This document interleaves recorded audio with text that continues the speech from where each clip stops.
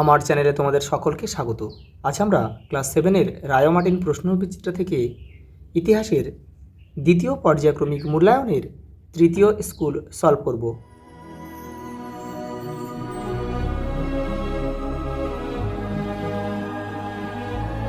দেখো, সঠিক উত্তরটি বেছে নিয়ে লেখো। মোহাম্মদ ঘুরি মারা গেলে তার বিজিত অঞ্চলগুলি ভাগ হয়ে যায় 4 জন অনুচরের মধ্যে।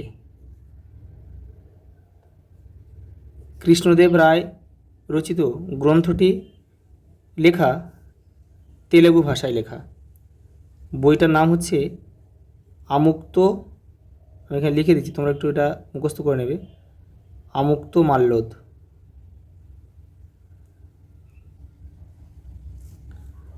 পরটা দেখো, নিজামুদ্দিন আউলিয়া ছিলেন একজন সুফি সাধক। অপশান ডি আমাদের সঠিক উত্তর। পরটা দেখো, দিল্লি শহরের প্রধান জলপথ ছিল কোন নদী? যমুনা। গঙ্গার প্রধান উপনদী কিন্তু এটা। পরটা দেখো, ইংরেজ ইস্ট ইন্ডিয়া কোম্পানি তৈরি হয়েছিল 1600 খ্রিস্টাব্দে, আর ফরাসি ইস্ট ইন্ডিয়া কোম্পানি তৈরি হয়েছিল 1602 সালে। মোহাম্মদ বিন তুগলক দ্বিতীয় রাজধানী তৈরি করেছিল কোথায়? দৌলতাবাদে।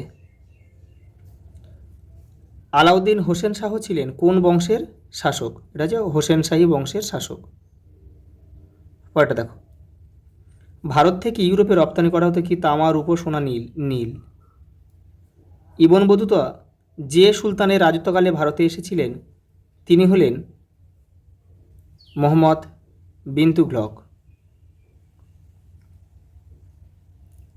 দেখো, রাজা গণেশ কোথাকার শাসক ছিলেন? বাংলার। দেখো, পরের প্রশ্নে এক কথা উত্তর দাও। হিমু কে ছিলেন?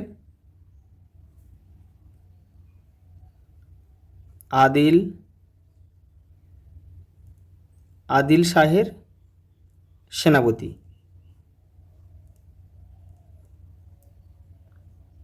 কিলা মুবারক কি নামে পরিচিত? লালকেল্লা। দিল্লির লালকেল্লা। পানিপথের প্রথম যুদ্ধ কবে হয়?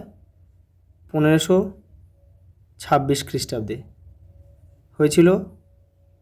বাবর, তোমরা এটা লিখে নিও, বাবর আর ইব্রাহিম লোদির মধ্যে হয়েছিল। পরটা দেখো, দিন ইলাহির প্রবর্তন কে করেছিল? আকবর।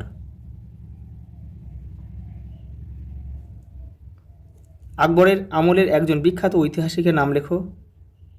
এটা হবে আবুল ফজল।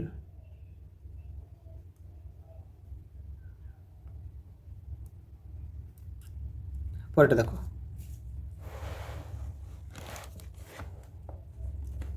সত্য মিথ্যা দিয়েছে। দেখো, সিরি শহরটি নির্মাণ করেন মোহাম্মদ বিন তুগলক, এটা কিন্তু মিথ্যা। তাই এটা হবে কি? আলাউদ্দিন খলজি। আলাউদ্দিন খলজি হলে বাক্যটা সঠিক হতো।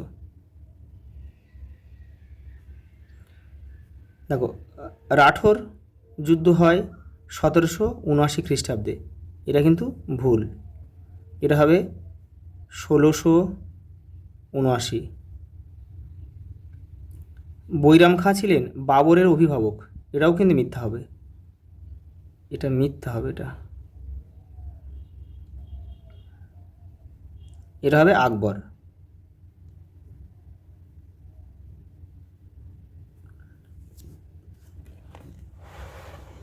পরেরটা দেখো, বাবর মাত্র 12 বছর বয়সে ফরগনা প্রদেশের শাসনভার পান, এটা সত্য। পরেরটা দেখো, সঙ্গম বংশের শ্রেষ্ঠ রাজা ছিলেন দ্বিতীয় দেবরায়, এটা সত্য। পরের প্রশ্ন দেখো, মান 2-এর 4 দাগের প্রথম প্রশ্ন, কবুলিয়ত ও পাঠটা কি? দেখো, তোমাদের বইয়ের 73 নম্বর পেজে রয়েছে উত্তরটা। এই যে এই কবুলিয়ত, এই পাঠটার কবুলিয়ত, এখান থেকে এটা পুরোটা লিখবে কিন্তু। পরের প্রশ্ন দেখো, দহশালা ব্যবস্থা কে কবে চালু করেছিল? আকবর করেছিল। এটা 1580 খ্রিস্টাব্দে। পরেরটা দেখো, বিজয়নগর রাজ্যটি কারা কোথায় প্রতিষ্ঠা করেন?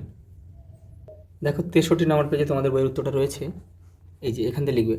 দেখো, সঙ্গম নামের এক ব্যক্তির ছেলেরা 1336 খ্রিস্টাব্দে তুঙ্গভদ্রা নদীর তীরে বিজয়নগর রাজ্যের প্রতিষ্ঠা করেন।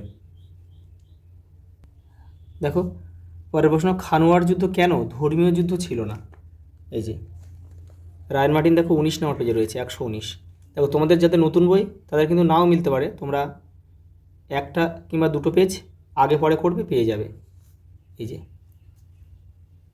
পরের প্রশ্ন দেখো, সিজদা ও পাইবাস কি? তোমাদের বইয়ে দেখো 47 নম্বর পেজে রয়েছে। এই যে টুকরো কথার মধ্যে রয়েছে, দেখো সিজদা ও পাইবাস, এখান থেকে পুরোটা লিখবে কিন্তু। পরের প্রশ্ন দেখো, 12 ভূঁইয়া কাদের বলে? তোমাদের বইয়ের 77 নম্বর পেজে রয়েছে। এই যে জাহাঙ্গীরের সময়, এটা লিখে নেবে, জাহাঙ্গীরের সময় এখান থেকে এই পর্যন্ত লিখবে। কয়েকজন নামও দিতে হবে কিন্তু, প্রতাপাদিত্য, চাঁদ রায়, কেদার রায়, ঈশা খান, এই নামগুলো কিন্তু লিখতে হবে। পরের প্রশ্ন দেখো, মধ্যযুগের দিল্লির ভৌগোলিক অবস্থান লেখো। তোমাদের বই দেখো 91 পেজে রয়েছে। এই যে এখান থেকে এটা লিখে দেবে। পরের প্রশ্ন দেখো, ইউরোপীয় কোম্পানির কুঠিগুলি কেমন ছিল? দেখো এটা তোমাদের রায়ন মার্টিনে 145 নম্বর পেজে রয়েছে। এই যে এখান থেকে লিখবে, এই যে এই পর্যন্ত। পরেরটা দেখো, সুলতান রাজিয়ার কৃতিত্ব আলোচনা করো। দেখো রায়ন মার্টিন 89 নম্বর পেজে রয়েছে। এই যে এটা করবে, সুলতান রাজিয়ার শাসন কেন উল্লেখযোগ্য হয়ে আছে। পরের প্রশ্ন দেখো, দাগ ও হুলিয়া কি? 55 নম্বর পেজে রয়েছে। দেখো দাগ হুলিয়া, এটা 55 হবে না, এটা হবে তোমাদের 73। এই যে সেনাবাহিনীর উপর নিয়ন্ত্রণ রাখা দাগ হুলিয়া ব্যবস্থা চালু করেছে শেরশাহ। দেখো রায়ন মার্টিন 105 এখানে ভালোভাবে দেওয়া রয়েছে, এখান থেকে তোমরা করবে। এই যে দাগ, দেখো শেরশাহ সামরিক বিভাগে দাগ ও হুলিয়া ব্যবস্থা চালু করেছিলেন। দাগ বলতে বোঝায় একটি বিশেষ লোহার চিহ্ন গরম করে ঘোড়ার গায়ে ছাপ বা দাগ দেওয়া। এই যে আর হুলিয়া, দেখো হুলিয়া বলতে বোঝায় সৈনিকদের ঠিকানা সহ তার দৈহিক বিবরণ লিখে রাখা। ওটা দেখো, সম্রাট আকবরের নবরত্ন সভার নবরত্নের নাম লেখো। 121 নম্বর পেজ দেখো রায়ন মার্টিনে। এই যে এখানে যে নামগুলো দেওয়া আছে সব কিন্তু লিখতে হবে।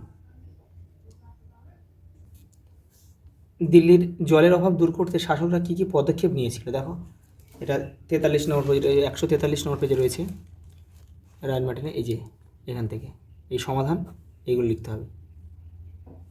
পরের প্রশ্ন দেখো, তৈমুর লংয়ের ভারত আক্রমণের পরিচয় দাও। 118 নম্বর পেজে রয়েছে। দেখো এই যে এখান থেকে লিখবে, এবারেও রয়েছে কিছুটা, এই পর্যন্ত। পরের প্রশ্ন দেখো, হাফসি কারা?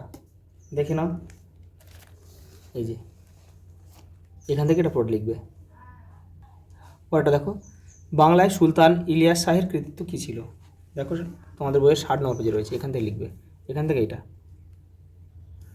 পরেরটা দেখো, মধ্যযুগে দিল্লির সুলতানি শাসকরা কখন এবং কোন কোন শহর গড়ে তুলেছিলেন?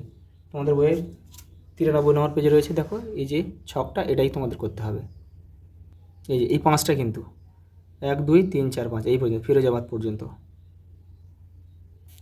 দেখো এই 5টা করবে, কারণ হচ্ছে এই 6 আর 7 এটা কিন্তু মুঘল যুগে, এখানে আমাদের সুলতানি যুগে বলেছে, সেই জন্যই 5টা করবে। পরের প্রশ্ন দেখো, মধ্যযুগে ভারতের দেশ বিদেশের বাণিজ্যের পরিচয় দাও। এই যে এখান থেকে দেশ বিদেশের বাণিজ্য, এখান থেকে তোমাদের কিন্তু লিখতে হবে 102 নম্বর পেজে।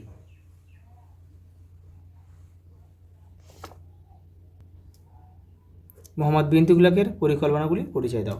এই যে রয়েছে, দেখো তোমাদের 50 নম্বর পেজে রয়েছে। এই যে এই পয়েন্ট করা রয়েছে, এগুলো করবে। তারপর এবারে রয়েছে পরিকল্পনা, মাঝখানে রয়েছে এই, এপারেও রয়েছে। দেখো সুলতানি আমলে দিল্লি শহরের নাগরিক বৈশিষ্ট্য কেমন ছিল? দেখো তোমাদের বইয়ের 94 নম্বর পেজ থেকে লিখবে, এখান থেকে আর এই পর্যন্ত, এই পর্যন্ত। লাস্ট প্রশ্ন দেখো, সম্রাট আকবরের কৃতিত্ব আলোচনা করো। 112 নম্বর পেজে রয়েছে। দেখো রায়ন মার্টিনে, এই যে